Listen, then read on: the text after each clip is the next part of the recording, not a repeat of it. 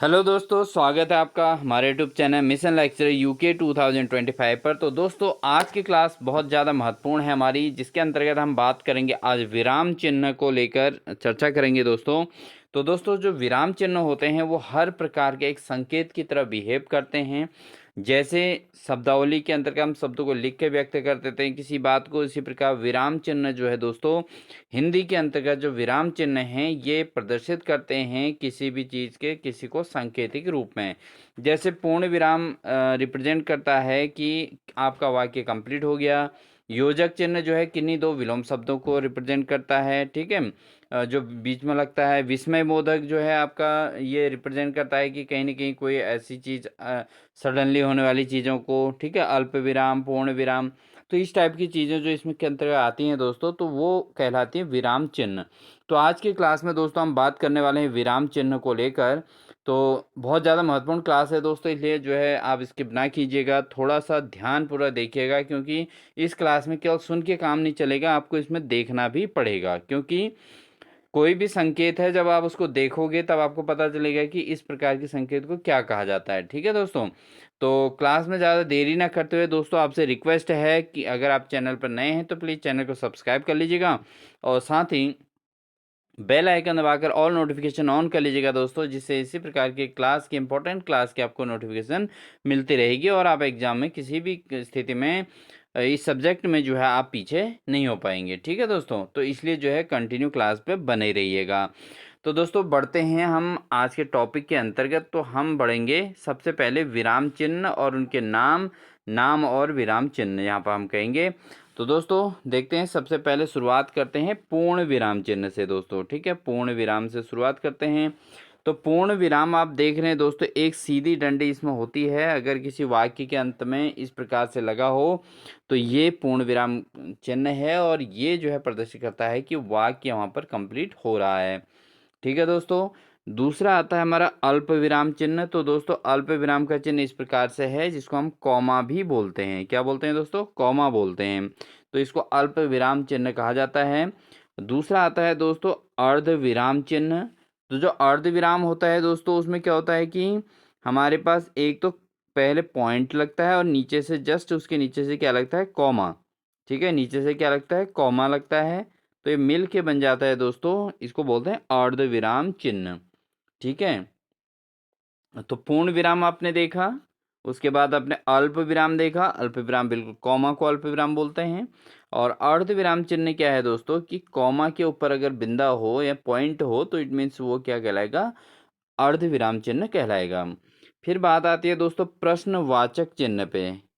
बात किस बात की है? प्रश्नवाचक चिन्ह पे। तो दोस्तों, प्रश्नवाचक चिन्ह इस प्रकार से बनता है, ठीक है। तो आप इसको देख के ही समझ पाएंगे दोस्तों, इसलिए ये क्लास आपको बिल्कुल स्किप नहीं करनी है, आपको पूरा देखना है दोस्तों, ठीक है। उसके बाद हमारा आता है विस्मयादिबोधक चिन्ह। विस्मयादिबोधक चिन्ह का मतलब है दोस्तों यहाँ पर कि जब विस्मय की स्थिति होती है, असमंजस की स्थिति होती है दोस्तों, तो वहाँ पर क्या लगेगा? विस्मयादिबोधक चिन्ह। तो इसमें क्या होता है, एक सीधी रेखा होती है और उसके नीचे से पॉइंट होता है, ठीक है। तो उसको विस्मयादिबोधक चिन्ह कहते हैं। अगला आता है दोस्तों अवतरण या उदाहरण चिन्ह, ठीक है। उदाहरण चिन्ह इसको बोलते हैं दोस्तों। तो ये दोस्तों एक हिसाब से समझ लीजिए इन्वर्टेड कॉमा, जिसको इंग्लिश में बोला जाता है इन्वर्टेड कॉमाज। तो यहाँ पे क्या होता है कि दो चिन्ह इस तरीके से बने होते हैं और दो इस तरीके से बने होते हैं। तो इनको अवतरण या उदाहरण उदाहरण चिन्ह या उद्धरण चिन्ह भी इनको कहा जाता है दोस्तों, ठीक है। आप अच्छे से प्लीज़ वीडियो को देखिएगा दोस्तों, क्योंकि स्किप करोगे तो आपको क्या होगा कि यहाँ पर सुन के समझ में नहीं आएगा। क्योंकि मैं अधिकांश क्लास में आपसे कहता हूँ कि आप सुन सुन भी लेंगे तो आपका काम चल जाएगा, यानी कि आपको याद हो जाएगा। बट यहाँ पर ऐसा नहीं है दोस्तों, यहाँ पर आपने उस चीज़ को देखना है और समझना भी ज़रूरी है। तो बहुत महत्वपूर्ण क्लास है दोस्तों, बिल्कुल भी स्किप ना कीजिएगा। बहुत छोटी क्लास रहेगी लेकिन इम्पोर्टेंट रहेगी। बात करते हैं योजक चिन्ह। योजक चिन्ह क्या होता है दोस्तों, एक सीधी लाइन है, यानी कि आपके जो है जैसे माइनस का चिन्ह होता है वैसे ही होता है योजक चिन्ह। थोड़ा छोटा होता है, ठीक है। और ये जो है दोस्तों किस में लगता है? लगभग विलोम शब्दों के बीच में, जैसे माता पिता, माता पिता के बीच में योजक चिन्ह यहाँ पर लगेगा दोस्तों, ठीक है। अलग अलग, अगर दोनों सेम चीज़ें अलग अलग होगा तो उसमें भी योजक चिन्ह लगेगा। तो समझ गए दोस्तों, योजक मीन्स होता है जोड़ना, ठीक है दोस्तों, योजक चिन्ह या समास चिन्ह भी इसी का नाम है दोस्तों, इसलिए महत्वपूर्ण है। क्या है? समास चिन्ह। ठीक है दोस्तों, समास चिन्ह भी इसको कहा जाता है या योजक चिन्ह इसको कहा जाता है, इस तरीके से होता है। उसके बाद बढ़ते हैं दोस्तों निर्देशक चिन्ह। निर्देशक चिन्ह में क्या होता है दोस्तों, ये थोड़ा योजक चिन्ह के जैसा ही होता है, थोड़ा उससे बड़ा होता है दोस्तों। ठीक है, इसको बोलते हैं निर्देशक चिन्ह होता है। ठीक है, अगला दोस्तों बढ़ते हैं अपूर्ण विराम चिन्ह। देखो अभी हमने पूर्ण विराम चिन्ह पढ़ा, अल्प विराम चिन्ह पढ़ा और खाली विराम चिन्ह पढ़ा, बट यहाँ पर क्या है दोस्तों, अगला हमारा वो अल्प विराम चिन्ह पढ़ा था, अर्ध विराम चिन्ह पढ़ा था, लेकिन यहाँ पर कौन सा चिन्ह आ गया दोस्तों, अपूर्ण विराम चिन्ह। अब अपूर्ण विराम चिन्ह में क्या है दोस्तों, दो दो पॉइंट लगे हैं, एक के नीचे दूसरा। ठीक है, उसको अपूर्ण विराम चिन्ह कहेंगे। अगला आता है विवरण चिन्ह। अब विवरण चिन्ह में क्या होता है दोस्तों, दो पॉइंट होते हैं ऊपर नीचे, उनके बीच में योजक चिन्ह लगा होता है। ठीक है, उसको क्या कहते हैं, विवरण चिन्ह कह देते हैं। ठीक है, अगला आता है दोस्तों कोष्ठक चिन्ह। अब कोष्ठक चिन्ह दोस्तों हमारे पास तीन प्रकार के होते हैं। एक छोटा कोष्ठक होता है, एक मझला कोष्ठक होता है जो बीच में है, और थर्ड टाइप का आपका होता है बड़ा कोष्ठक। ठीक है, तो ये तीन प्रकार के कोष्ठक जो है हिंदी में भी यूज हो जाते हैं, बाकी मैथ्स वगैरह में तो कॉमनली यूज होते हैं दोस्तों। आगे बढ़ते हैं संक्षेप सूचक या लाघव चिन्ह। दोस्तों बहुत महत्वपूर्ण है। संक्षेप सूचक यानी संक्षेप सूचक को हम क्या कैसे रिप्रेजेंट करते हैं, एक सर्कल जैसा बना देते हैं छोटा सा। ठीक है, इसको संक्षेप सूचक कहते हैं। और लाघव सूचक, लाघव सूचक भी इसको कहा जाता है दोस्तों, बट इसमें अगर खाली पॉइंट से भी रिप्रेजेंट कर सकते हैं, लेकिन ये शब्द के नीचे निचले हिस्से में लगेगा। ठीक है दोस्तों, इसको बोलते हैं लाघव चिन्ह। क्या बोलते हैं, लाघव चिन्ह। अगला आता है दोस्तों पदलोप चिन्ह।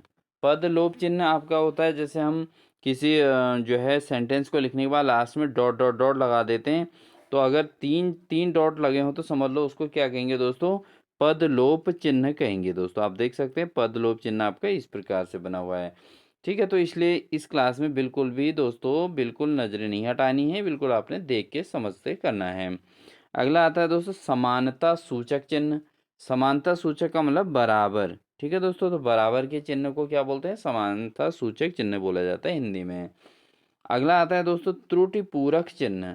त्रुटि पूरक चिन्ह कैसे बनता है दोस्तों, ये तो आप बहुत ध्यान से समझिए, क्योंकि बहुत जगहों पर त्रुटियां हो जाती हैं और उस समय त्रुटि पूरक चिन्ह बनाना पड़ता है।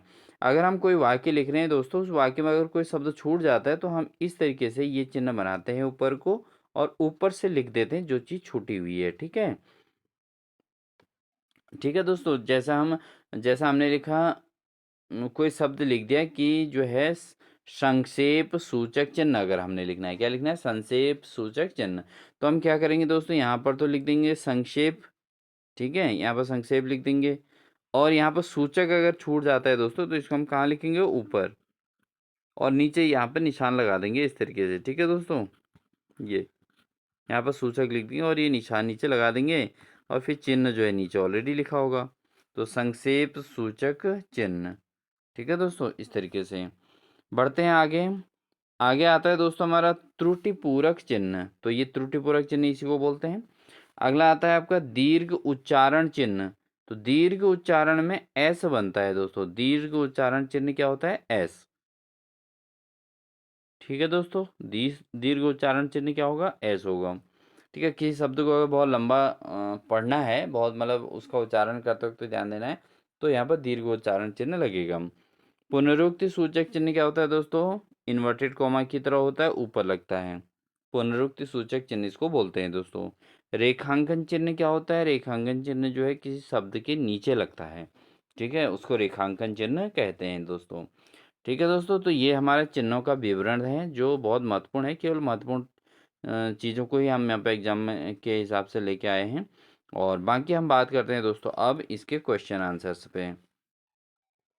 ठीक है दोस्तों, तो जैसे हमारे पास पहला क्वेश्चन है, प्रश्न चिन्ह कौन सा है, तो इसमें प्रश्न चिन्ह कौन सा है दोस्तों, क्योंकि ऑब्जेक्टिव इसलिए रखे हैं, थोड़ा प्रैक्टिस के लिए रखे हैं दोस्तों, तो इसमें कहा गया है कि प्रश्न चिन्ह कौन सा है, तो दोस्तों यहाँ पर जो बी वाला ऑप्शन सही है, प्रश्न चिन्ह इस प्रकार से होता है।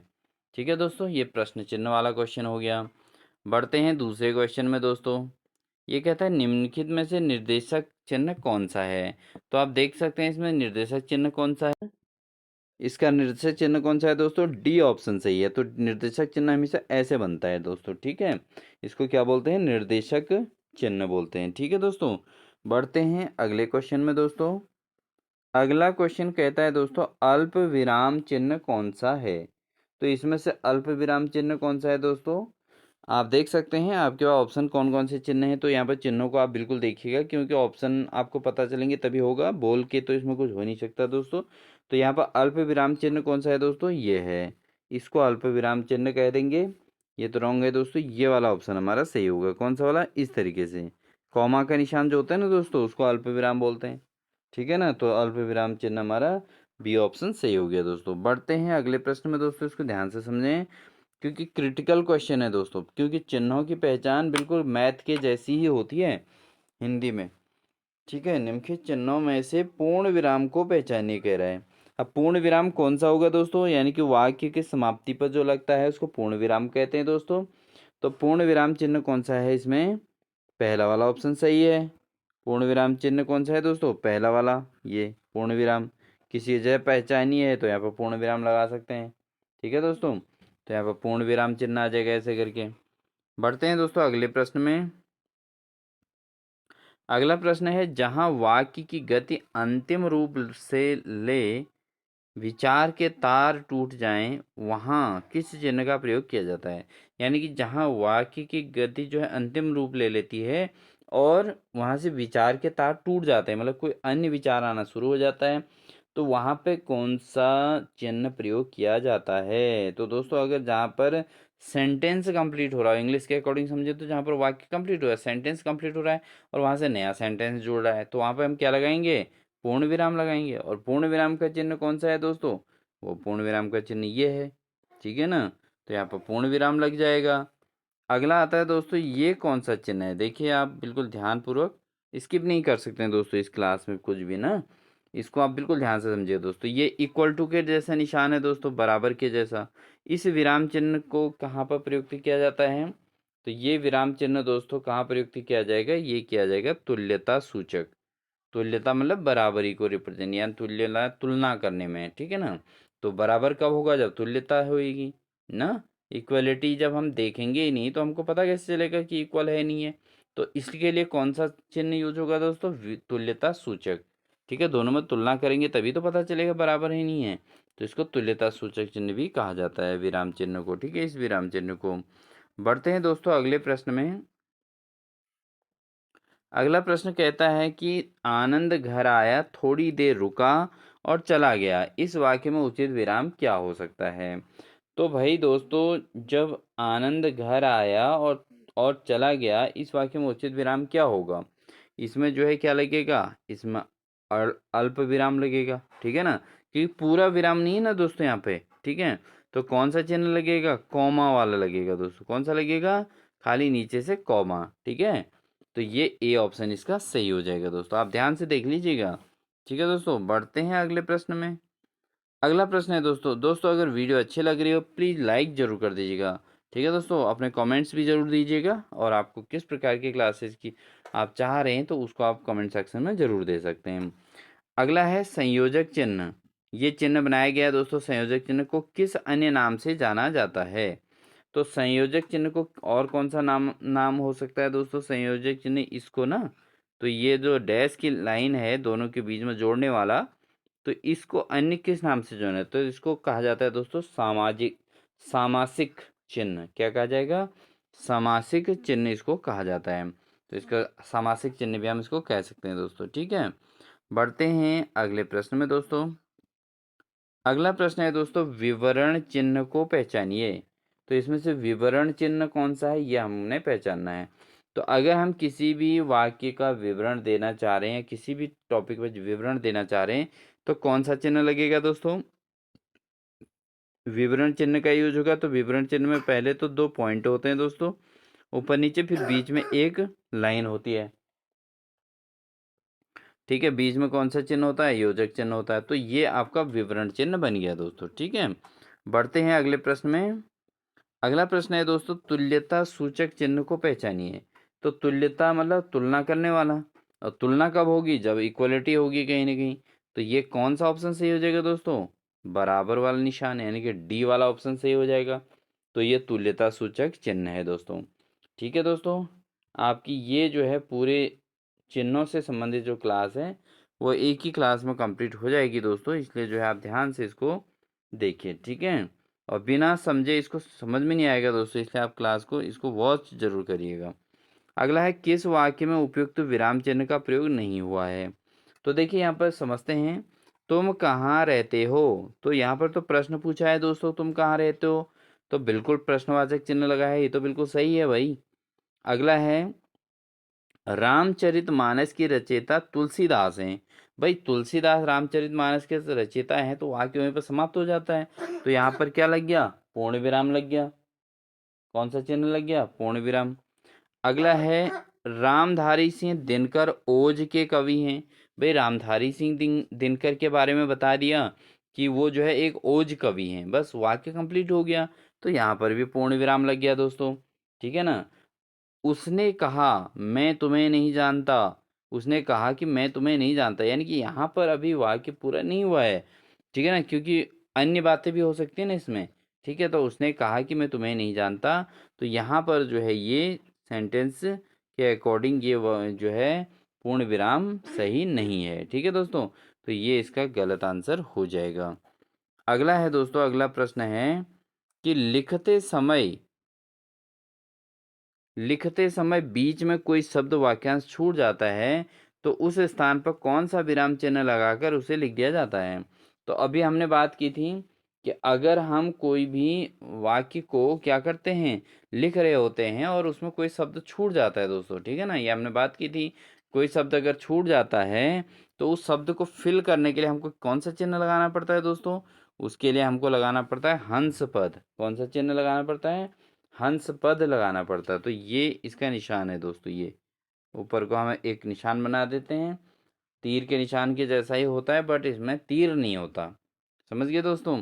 तो ये इस तरीके का हो जाता है, और हंस पद लगाकर हम ऊपर लाइन में फिर इसको लिख देते हैं सही रूप। ठीक है, अगला बढ़ते हैं दोस्तों। अगला प्रश्न है, हर्ष शोक घृणा आदि भावों को सूचित करने वाले शब्दों या वाक्यों के अंत में किस विराम चिन्ह का प्रयोग किया जाता है। तो दोस्तों, अगर कभी हर्ष हो या शोक रिप्रेजेंट किया जा रहा हो या घृणा हो रही हो, तो इन भावों को सूचित करने के लिए जो शब्द के साथ जो वाक्य के अंत में यूज किया जाता है वो होता है आपका विस्मय सूचक। कौन सा होता है दोस्तों, उसको कहते हैं विस्मय सूचक।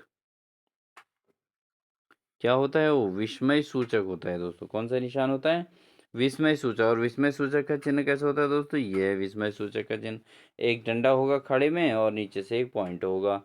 ठीक है, तो बन जाएगा विस्मय सूचक। ठीक है दोस्तों। हाँ, तो इसका ये ऑप्शन नंबर सी इसका सही होगा दोस्तों। कौन सा ऑप्शन सही है, सी वाला विस्मय सूचक। अगला प्रश्न है दोस्तों, अगर क्लास अच्छी लग रही हो प्लीज़ लाइक ज़रूर कर दीजिएगा दोस्तों, इससे मोटिवेशन मिलता है आपके लाइक और शेयर करने से। और साथ ही दोस्तों अपने दोस्तों को शेयर कर दीजिएगा, और वीडियो अच्छी लगी तो लाइक सब्सक्राइब तो ज़रूर ही कीजिएगा दोस्तों।